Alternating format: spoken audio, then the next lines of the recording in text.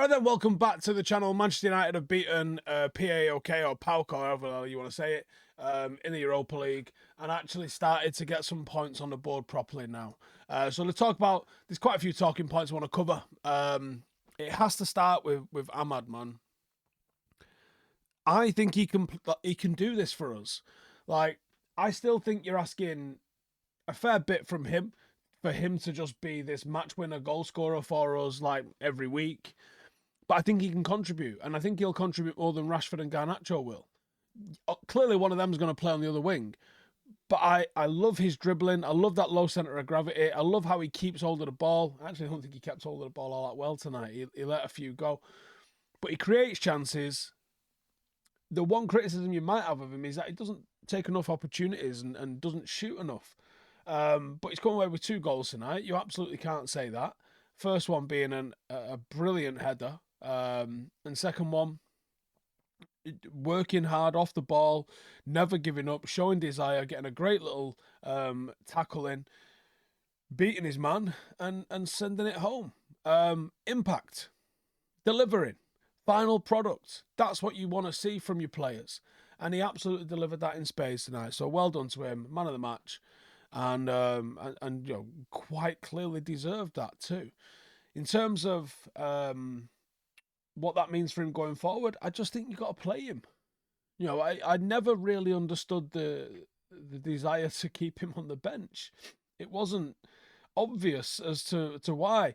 Yes, things can happen in training. Yes, there can be instructions maybe not being followed that we're not aware of, tactical instructions that is just like managers are pulling their hair out with. But from what I can see and from what I see on the pitch, I think you just have to play him. It's as simple as that. He's brilliant. And out of the options that we've got, it makes no sense for him not to play. Talking a little bit about Bruno, without getting too carried away, because obviously PAOK are, well, gash, aren't they? Let's be real. It was going to be a straightforward game. You know, like I said in the preview, this isn't the sort of match where you're like, whoa, got to mind your P's and Q's or they're going to turn us over tonight. I didn't think that. I thought United just show up and they blow these out of the water and jobs are good. And clearly Ruud felt like that a little bit himself. And that was a ballsy call from Ruud. There's maybe he's sticking around and, you know, we're just waiting on that announcement because the actions of a man to rotate aside didn't really make a lot of sense, did they?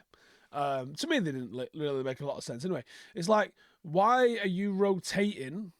Because you don't get the benefit of the rotation, really. I mean, okay, you can say, okay, he's resting players ahead of Sunday's game. But you're like, is he really? Is he really? You know, that one match isn't going to make a massive difference. That's something that you do with an eye on the next 10 weeks, maybe. So I wonder, was that the biggest clue that Ruud probably is going to be getting kept around when Ruben Amorim comes in? Because why else would you rotate? This is a game that United really need to win, or needed to win. The results in Europe have been dreadful of late, just plain and simple. So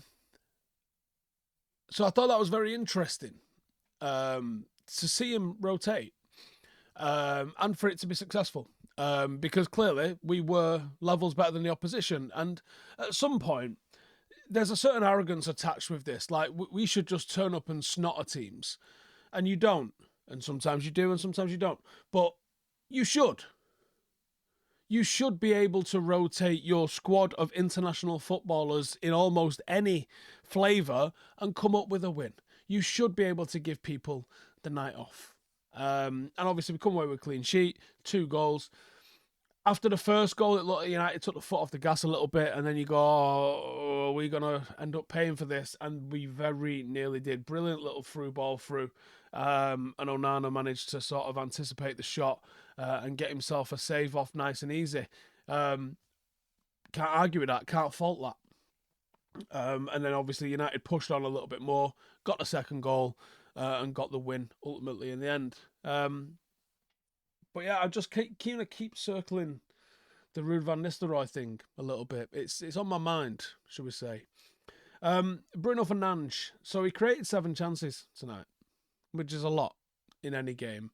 But I still don't think he played particularly great. I thought it was still a little bit erratic from him. He comes out with a goal. Comes out with an assist, obviously for Ahmad's goal. It was a great cross. There was actually quite a lot of good crosses that went in tonight. There was a lot of good crosses into good areas that we were getting on the end of, so that was good to see. But yeah, still wasn't a great Bruno Fernandes performance, but it was a productive Bruno Fernandes performance, and sometimes maybe you just have to take that as a good one. Substitutions, as you would think,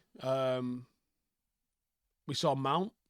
I think that's a tactically interesting thing for us to see as we do get the new manager coming in, because I think out of all the players that United have got in certain areas, the way his career has gone so far at Manchester United, it's not really ever really got started, has it? So he's one who's got to be thinking, man, just give me an opportunity.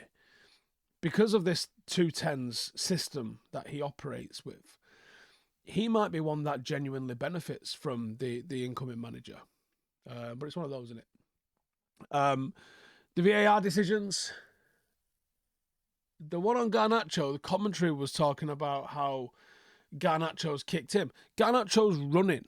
He's not kicked him, has he? I think both were arguably fouls. I thought Ahmad's was very obvious. Garnacho's probably could have gone either way. But I thought the referee on the whole really didn't give a damn about people kicking shit out of each other, did he? We didn't need it ultimately in the end, but you're thinking, like, some of the things that United have been given penalties against us, why is that not being overturned in the manner that it was? Pathetic, isn't it? Genuinely pathetic. Way more of a foul on Ahmad than there was on Danny Ings against West Ham, isn't there? Way more. Way more intent. Way more impact. Danny Ings was already going down, and they're like, oh, that bit of contact, penalty. What? Ridiculous. Onana, good performance. A little bit of balance in midfield, maybe. I don't really want to get too excited about that, because I'm thinking it's fucking PAOK and they weren't all that. But it was nice to see that blended, balanced midfield. Ugarte, Casemiro showing that they can sit, hold, control, and let Bruno kind of do his erratic thing a little bit further up the pitch. But overall, yeah, pretty solid performance from United. Mazraoui again, just being fucking cool, calm and collected and doing Mazraoui things. I absolutely adore him. I think he's fantastic. One of our best signings in recent years, without a shadow of a doubt. But yeah, that's that. Decent little performance. Can't get too carried away. Can't be too upset with it. On to the weekend. Back tomorrow with 5 things in the player ratings. Let us know your thoughts on the game in the comments below, and I'll see you in the next one. Laters.